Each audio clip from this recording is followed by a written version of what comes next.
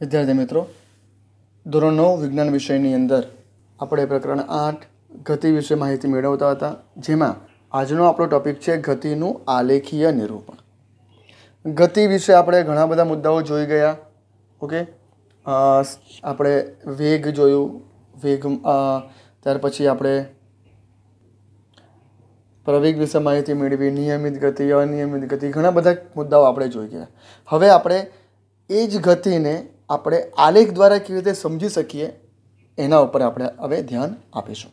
Okay, તો આલેખ શું છે પહેલાં તો એના વિશે આપણે સમજીએ કે આલેખ એટલે કે ઘણી બધી ઘટનાઓ એવી છે કે જેની જાણકારી આલેખ દ્વારા સરળતાથી સમજી શકીએ. આલેખ એક એવું માધ્યમ છે વસ્તુને સમજવાને, આંકડાઓને સમજવા માટે આલેખ ખૂબ જ સરળ માધ્યમ છે, જેના દ્વારા તમારે એ આલેખની એટલે કે આકૃતિ દ્વારા તમે જે તે વસ્તુને સમજી શકો છો.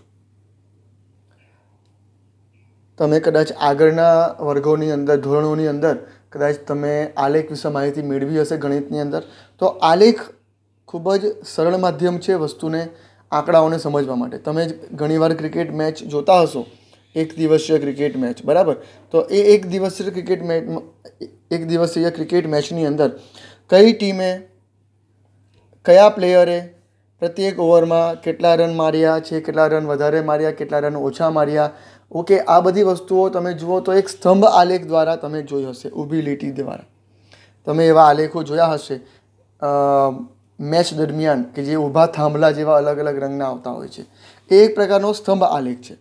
તો આલેખ દ્વારા તમે સરળતાથી વસ્તુને સમજી શકો છો.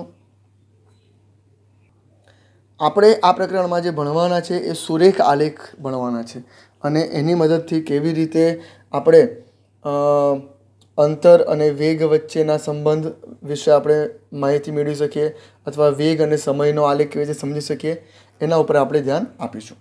તો સૌથી પહેલો આલેખ છે અંતર અને સમયનો આલેખ.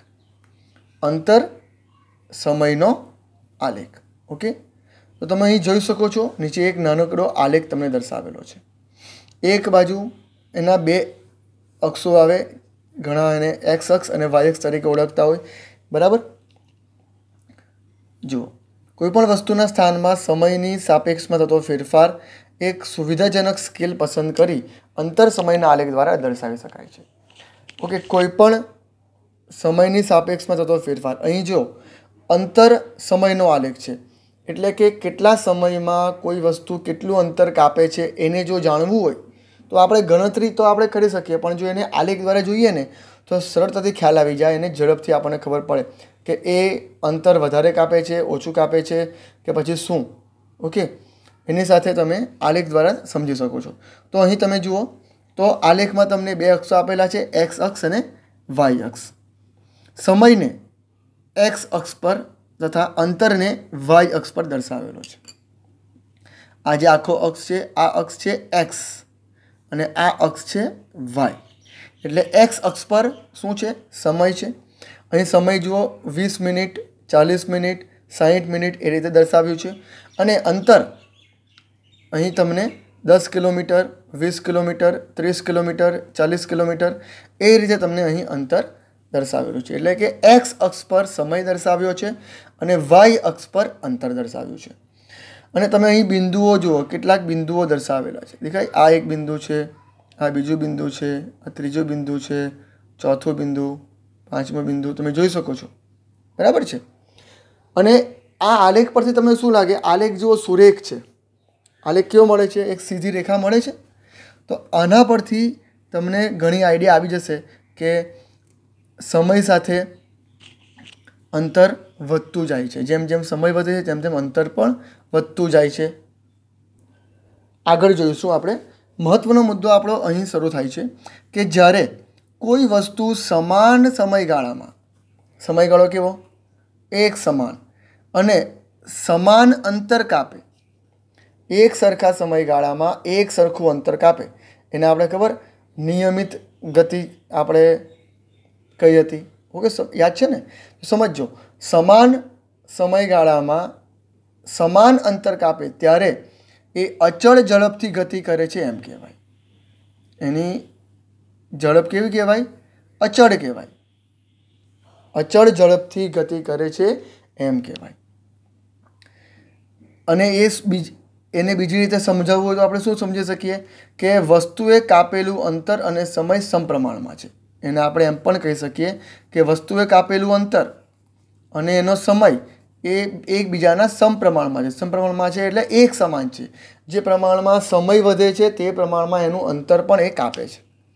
એટલે એક સમાન સમયગાળામાં એક સમાન અંતર કાપે છે તો તેની જે ગતિ છે એ અચળ ઝડપથી ગતિ કરે છે એ પદાર્થ એવું કહેવાય. અને અચળ ઝડપ માટે અંતર વિરુદ્ધ સમયનો આલેખ હંમેશા સીધી રેખા મળે છે. અચળ ઝડપ માટે અંતર વિરુદ્ધ સમય, આ અંતર વિરુદ્ધ સમય જ છે, એનો આલેખ સીધી રેખા મળે છે. તમે જુઓ અહીં આલેખ કેવો મળ્યો આપણને?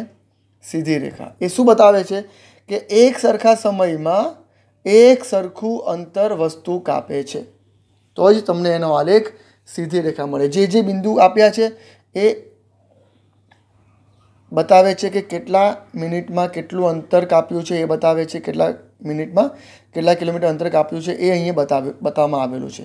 અને એ બિંદુ તમે જ્યારે જોડો બરાબર તો ત્યારે તમને સુરેખ રેખા જો મળે એક સીધી રેખા મળે તો સમજવું કે એક સરખા સમયમાં એક સરખું અંતર વસ્તુ કાપે છે. એટલે કે એ અચળ ઝડપથી ગતિ કરે છે એમ કહેવાય. અચળ ઝડપથી ગતિ કરે છે તેમ કહીશું. રાઈટ. હવે આપણે આ જ આલેખની કેટલીક બીજી મહત્વની વાતો સમજીએ. જુઓ, આલેખ પર તમને બે બિંદુઓ દર્શાવેલા છે. ઓકે, એક બિંદુ છે એ, દેખાય તમને ક્યાં છે એ બિંદુ? આ રહ્યું એ અહીં, બરાબર. આ એ છે, દેખાયું તમને? અને બીજું બિંદુ છે બી. હવે આપણે આ એ બીને ધ્યાનમાં લઈએ. જો આમ તો આ આલેખ સુરેખ સીધી રેખા મળે છે. એ શું બતાવે છે કે વસ્તુ એક સરખા સમયમાં એક સરખું અંતર કાપે છે. ઓકે, પણ અહીં આપણે થોડું આ આલેખની મદદથી આપણે એક સૂત્ર મેળવવાનો પ્રયત્ન કરીએ છીએ. એટલે જરાક ધ્યાન આપજો. અહીં આપણે કોઈક ખંડ લઈ એક નાનો ટુકડો લીધો, આલેખ પરથી એક નાનો ટુકડો આપણે પસંદ કર્યો અને એ ટુકડો ધારો કે આ છે. આ તમે તમારી ઈચ્છાથી પણ તમે ડ્રો કરી શકો કોઈ પણ જગ્યાએ, પણ અહીં આલેખમાં જે આપ્યું છે એને ધ્યાનમાં લઈને આપણે સૂત્ર મેળવવાનો પ્રયત્ન કરીએ. ચાલો, અહીં એક બિંદુ એ આપેલું છે, બીજું બિંદુ આપેલું છે બી. દેખાય છે? આ નાનો ખંડ ધ્યાનમાં લો, એ થી બી. ઓકે, કેટલું અંતર કાપ્યું તે ધ્યાનમાંથી લેવાનું. આપણે ફક્ત એ અને બીને ધ્યાનમાં લો. હવે બિંદુ એમાંથી એક્સ અક્ષને સમાંતર રેખા દોરો. બિંદુ એમાંથી એક્સ અક્ષ ક્યાં છે? આ રહ્યો. એને સમાંતર આડી રેખા દોરો. સમાંતર કોને કહેવાય? એને સમાંતર આ રીતે. તો આપણે એક આડી રેખા ડ્રો કરીએ. આપણે આડી રેખા ડ્રો કરી. તમે એને આગળ પણ લંબાવી શકો. તમારે જ્યાં સુધી લંબાવ્યું ત્યાં સુધી લંબાવી શકો છો. ઓકે, હવે બિંદુ બી માંથી વાય અક્ષને સમાંતર. આ બિંદુ બી માંથી વાય અક્ષને સમાંતર. તમારી ટેક્સ્ટબુકમાં બી જરા ઉપર આપેલું છે, પણ આપણે એ રીતે લઈશું. આ ધારો કે બિંદુ એથી બિંદુ એમાંથી એક સમાંતર રેખા એક્સ અક્ષને દોરી. હવે બિંદુ બી માંથી આપણે એક સમાંતર રેખા વાય અક્ષને દોરીએ. ઓકે, દોરી આ રીતે. અને બંને રેખાઓ ક્યાં ભેગી થાય છે? તો આ બિંદુએ. તો આ બિંદુને આપણે સી નામ આપીએ. અહીંયા ઓલરેડી સી આપેલું છે, પણ હું થોડું સ્પષ્ટ દેખાય એટલે અહીં નામ આપું છું, સી. બિંદુ એ માંથી એક્સ અક્ષને સમાંતર રેખા પાડી અને બિંદુ બી માંથી વાય અક્ષને સમાંતર રેખા પાડી ઊભી એમ. ઓકે, અને બંને રેખા ક્યાં ભેગી થઈ? તો જ્યાં ભેગી થાય ત્યાં બિંદુ સી નામ આપો. તો હવે તમે જોશો તો અહીં એક ત્રિકોણ બની ગયો. ત્રિકોણ એ બી સી દેખાય છે. હવે એમાં એક બાજુ એસી અને બીજી બાજુ છે બીસી. દેખાય છે? એક બાજુ એસી, બીજી બાજુ બીસી. રાઈટ. તો એસી શું બતાવે છે? એ અને સી એ શું બતાવે છે? એમ આડું જાઓ તો તમને શું મળે? સમય મળે. સમજ પડે છે? તમે આડું જાઓ, આ આલેખમાં એસી એ સમયગાળો બતાવે છે. આડો શું બતાવે છે? સમયગાળો. અને આલેખમાં ઊભું શું બતાવે છે? જેમ કે આ એક બાજુ છે BC, તો એ ત્રિકોણમાં BC ઊભી બાજુ છે, બરાબર? તો એ ઊભી બાજુ શું બતાવે છે? તો એ અંતર બતાવે છે. તો અહીં આપણે જે સૂત્ર મેળવવાના છે એ પણ સમય વિરુદ્ધ અંતરનું જ સૂત્ર મેળવવાના છે આ ત્રિકોણ પરથી. ચાલો હવે આપણે AC પર ફરીથી ધ્યાન આપીએ. AC, હવે ધારો કે કોઈ વસ્તુ અહીં છે, એટલે કે આપણે સમયગાળો આને પસંદ કરીએ. એ શરૂઆતનો સમયગાળો છે અને C એ અંતિમ સમયગાળો છે. તો આપણે અંતિમ સમયગાળામાંથી શરૂઆતનો સમયગાળો બાદ કરીએ તો આપણને શું મળશે? આ ધારો કે T1 સમયગાળો અને આ છે T2. તો આપણે હંમેશા પછીનો સમયગાળો મોટો હોય. આ 40 કરતાં 60 મોટું છે ને, તો T1 ઓલવેઝ નાનું હશે, T2 ઓલવેઝ મોટું હશે. તો જ્યારે તમારે બાદ કરવું હોય, એમાંથી સમયગાળો શોધવો હોય કે AC એટલે કેટલો સમયગાળો કહેવાય, તો તમે T2માંથી T1 બાદ કરો તો તમને AC મળી જાય. તો આપણે અહીંયા લખું છું AC is equal to T2 minus T1. આ સમજ પડી? જો તમારે AC શોધવું હોય તો તમારે AC એટલે સમયગાળો બતાવે છે, નીચે જુઓ x અક્ષ પર સમયગાળો છે. તો T2માંથી T1 બાદ કરો તો તમને AC મળી જાય. એવી રીતે મારે જો BC શોધવું હોય તો BC માટે મારે શું શોધવું પડે? BC એટલે અંતરને હું અહીં S વડે બતાવું. ઓકે, તો મારે BC શોધવું છે. તો BC માટે પણ મોટું આ છે, નાનું નીચે છે. તો આપણે આને ગણીશું S1 અને આને ગણીશું S2, કારણ કે અંતર એમ ઉપર તરફ કપાય છે. અંતર ઉપર તરફ કપાય એટલે આને S1 લેવું પડે અને S2 લેવું પડે. ઓકે, અને સમય આ રીતે કપાય તો આને આપણે T1 લીધું અને આપણે T2 લીધું. સમય આમ નથી કપાતો. જો આમ કપાતો હોતે તો આને આપણે T1 લેતે અને આપણે T2 લેતે. ઓકે, સમય આ રીતે કપાય છે અને અંતર આ રીતે ઉપર જવાનું છે આલેખને આધારે. ઓકે, તો BC માટે C S1 બનશે અને B S2 બનશે. તો મારે જો BC શોધવું હોય તો શું કરીશ? BC બરાબર, સોરી અહીંયા ઉપર લખો, બરાબર, BC બરાબર S2 માઇનસ S1 કરીશ તો મને શું મળશે? BC મળી જશે, એટલે સમયગાળો મળી જશે. તો જો મારે આટલા ત્રિકોણમાં મારે ત્રિકોણ ABC જો એની અંદર જો AC અને BC આ આલેખ પરથી જો આપણે નક્કી કરવું હોય, ઓકે, વસ્તુ A થી B સુધીની ગતિ, એટલે કે આ બિંદુ A છે અને B, આટલી જે ગતિ છે, આ ગતિમાં બે વસ્તુ આવી જાય. જુઓ, સમય પણ આવી ગયો અને અંતર પણ આવી જાય. તો જો મારે આટલી જ ગતિ માપવી હોય, આટલી જ ગતિ A થી B સુધીની ગતિ, તો મારે એના સમયગાળો અને એના અંતરને માપવું પડે. તો એના સમયગાળાને મેં લખી દીધો T2 માઇનસ T1 અને અંતરને લખી દીધું મેં S2 માઇનસ S1. તો આના ઉપરથી મને સૂત્ર મળશે. કોનું સૂત્ર મળશે? ઝડપનું સૂત્ર મળશે. કાપેલા એટલે કે A થી B સુધી જે ગતિ કરી, ઓકે, A થી B સુધી જે ગતિ કરી, જેની અંદર AC અને BC બંને આવી જાય છે, તો એ ગતિ માટે એ વસ્તુની ઝડપ મારે જો શોધવી હોય તો એ ઝડપને હું કેવી રીતે શોધીશ? તો એ ઝડપને હું આ સૂત્રની મદદથી શોધીશ. ઝડપ V બરાબર S2 માઇનસ S1 છેદમાં T2 માઇનસ T1.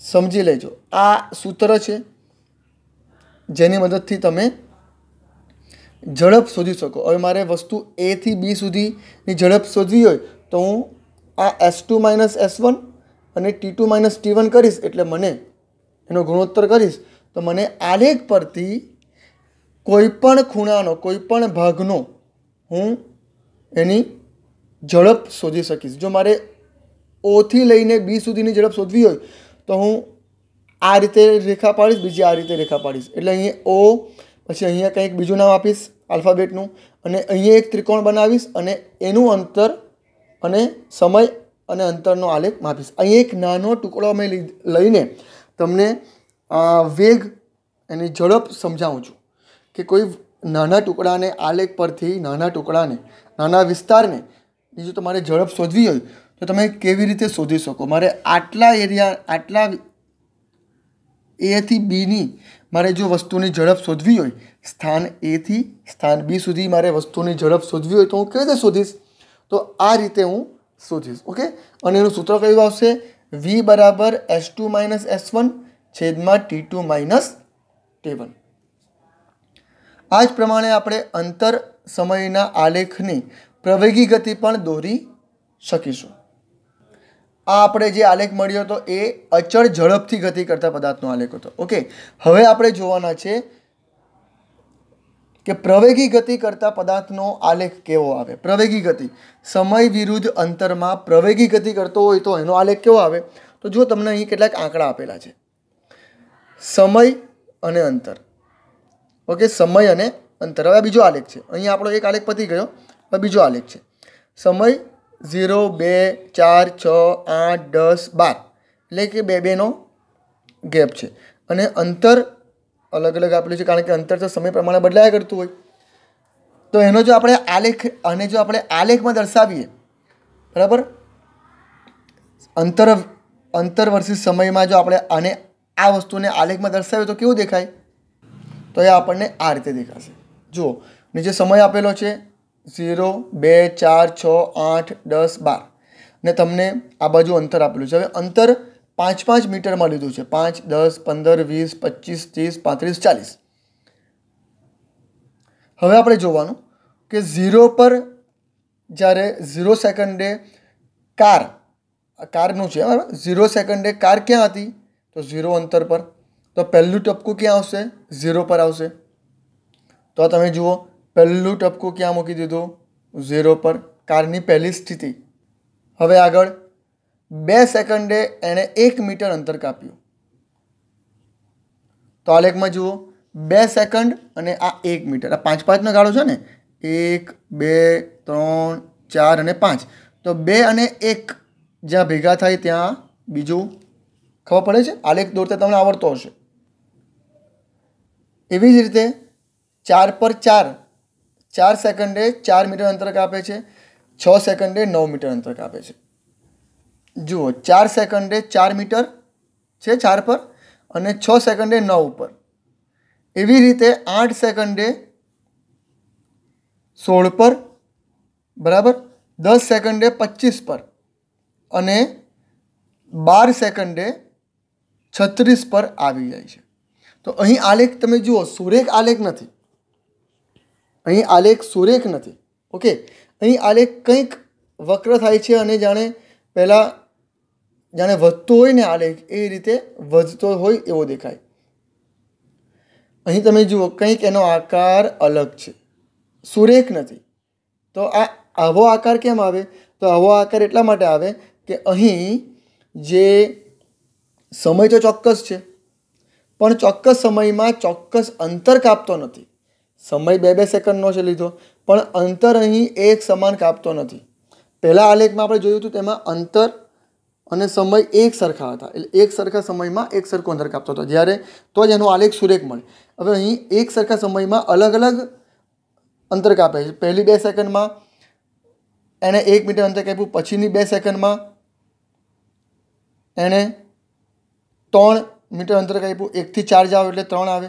ઓકે, પછીની 2 સેકન્ડમાં એણે 5 મીટર અંતર કાપ્યું, 4 થી 9, રાઈટ. પછીની 2 સેકન્ડમાં આમ કરતાં કરતાં એનો જે મીટર અંતર કાપવાનો જે હતો એ વધી જાય છે. અંતર વધારે કાપે છે સમયમાં, એટલે એની એક ગતિ પકડી લીધી છે. અને કહેવાય પ્રવેગી ગતિ. અને શું કહેવાશે? પ્રવેગી ગતિ. આપણે પ્રવેગી ગતિ વિશે આપણે આગળના વિડીયોમાં અભ્યાસ કરી ગયા છે. ઓકે, અહીં તમે જુઓ તો જે કાર જે ચોક્કસ સમયમાં ચોક્કસ અંતર કાપતી નથી, બરાબર, જે કાપેલું અંતર છે એ અરેખીય ફેરફાર દર્શાવે છે. અરેખીય ફેરફાર માટે આકૃતિ જે તમને આપેલી છે, આ 8.4 આલેખ જે આપેલો છે એ અસમાન ગતિ કરતી કાર માટે અંતર સમયનો આલેખ છે. અસમાન ગતિ છે અને ગતિ કેવી છે? ગતિ અસમાન છે, બરાબર છે. ગતિ असमान है। हाँ, बीजी एक बात मारथी थोड़ी भूल थई गई। हूँ तमने एम कहूँ कि आ प्रवेगी गति बतावे छे, तो एक्चुअली आ प्रवेगी गति नहीं, आ असमान झड़पवाળી गति बतावे छे। ओके, आनी झड़प असमान छे, माटे असमान गति बतावे छे। એટલે આ થોડું તમે ચેન્જ કરી લેજો। મારથી બે આલેખને થોડા મિક્સઅપ થઈ ગયા હતા, માટે હું એ સેન્ટેન્સ બોલ્યો। ઓકે, તો આ આલેખ કારની असमान गति बतावे छे। आ एनो आलेख छे। ओके, तो आज આપણે જે જોયું એ અંતર સમયનો આલેખ જોયો। હવે પછી આપણે વેગ અને સમયનો આલેખ જોશું।